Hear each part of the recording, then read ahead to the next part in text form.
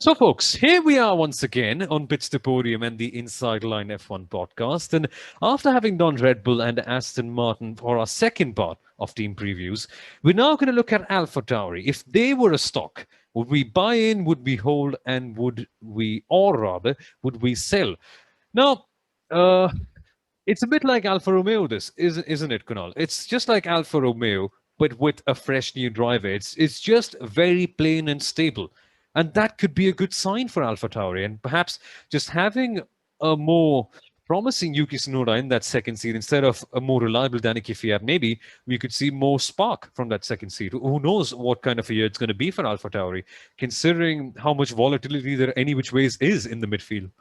Yeah, I mean, I'm sure pretty much Red Bull isn't sure of what the second year at Alpha Tauri is going to be like, just the way they've not really been sure of what any of their previous years would have been like.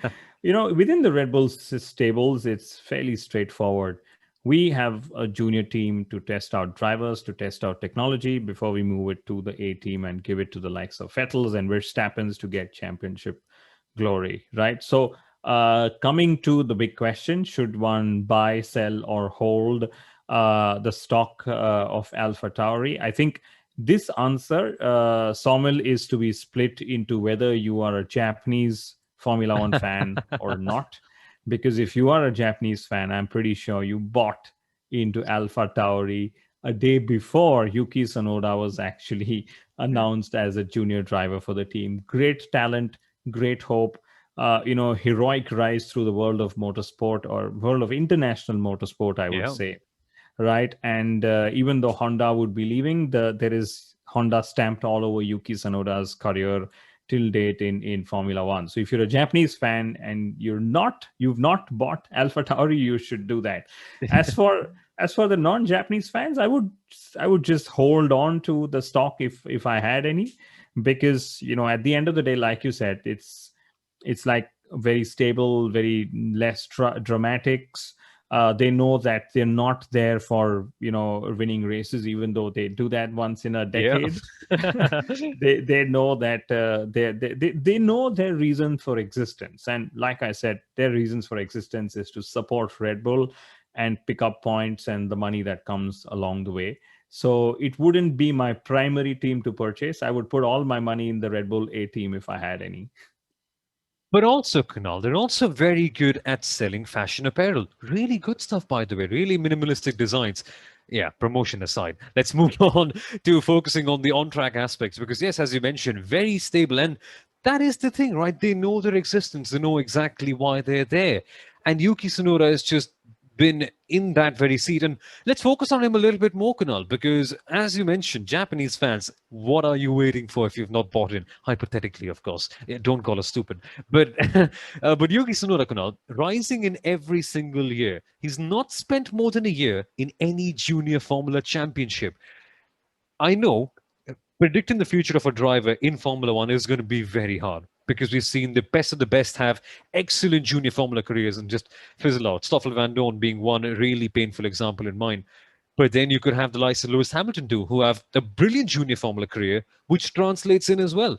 Where do you see Yuki Tsunoda going? Because so far, from what I've seen of him, he is just fascinating. Starts slow, but just builds up so well.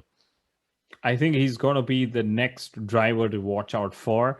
In the Mercedes ranks, the way we talk of George Russell as a successor to Lewis Hamilton, Hmm. it may well be that we start talking about Yuki Tsunoda as a successor to Max Verstappen, right? Ah, We spoke about in the Red Bull segment that could Max Verstappen be on his way to Mercedes at the end of 2021 or 22, right?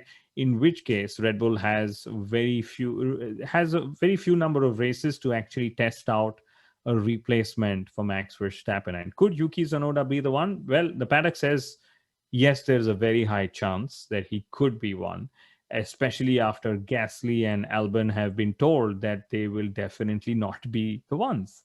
yeah. Let's see. It should be an interesting dynamic to follow. Maybe who knows if Gasly has a superb year, maybe he could be the one being promoted up too. Because last year Gasly was superb. So I think in that department, I think drivers is one real big strength that AlphaTauri has. But coming back to our decision once again about holding on to the stock and all, What worries you about them? Is it just that the midfield is so complicated with other teams having such a sense of optimism around them that just stability doesn't seem as attractive anymore? It's just that AlphaTauri, just being as they are, it doesn't seem like the most exciting thing. And maybe that's why it wouldn't make the best sense in the world to buy in. But then again, there's a counter argument that just because they're stable, just because other teams are more volatile, could mean that they have the perfect chance to pounce on and just get the maximum points. I'm confused in this case. Maybe that's why we're saying hold on. It's just AlphaTauri every single year, right? They're just calm and stable. Yeah, Samuel, what you're getting to is actually what all Formula One fans would want to get to see Alpha Tauri be a lot more ambitious, for Yeah, their exactly. purpose to go racing. We are like, hey, if you have two racing cars, can you just not be there to support Red Bull? Can you actually have your own larger sense of purpose? At least that's what we would want. But like you said, stability is not a bad thing altogether. And I'm pretty sure Alpha Tauri is benefiting from the extended support they get from Red Bull. In fact, from this year, they're going to become a sister team, Yep. right? They're no longer a junior team, whatever difference that makes to their lives. There's going to be a higher transfer of technology between the two teams and so on. So maybe that's just going to help them Yep. take the fight to the midfield or the higher midfield teams. And also, let's remember, Somel, that at the end of the day, 2020 was one of their best seasons in terms of points, right? So they're coming with a lot of solid momentum. Yep. We know the momentum that Pierre Gasly sort of got into 2019 and 2020. So it would be nice to see how they sort of build that momentum further in the coming season. Just a very solid team. And Lewis Hamilton said last year, who is Franz Tost? But seriously, Franz Tost is such an astute operator of the team. They have been so brilliant across their life. They've known their purpose. That is the best way you summed it up, Kunal. And I think that's just going to be the case for AlphaTauri. Not too ambitious, but just solid and stable in the midfield, launching a platform to one of the most exciting prospects coming into Formula One this year. So AlphaTauri, hold on to your stocks. Maybe just check what happens in the mid-season. Then we can have a look at how things are going for them. Next up is going to be Alpine, the newly rebranded Alpine team, and we shall discuss them after a very, very quick pause. So we should be back, folks. Stay right here.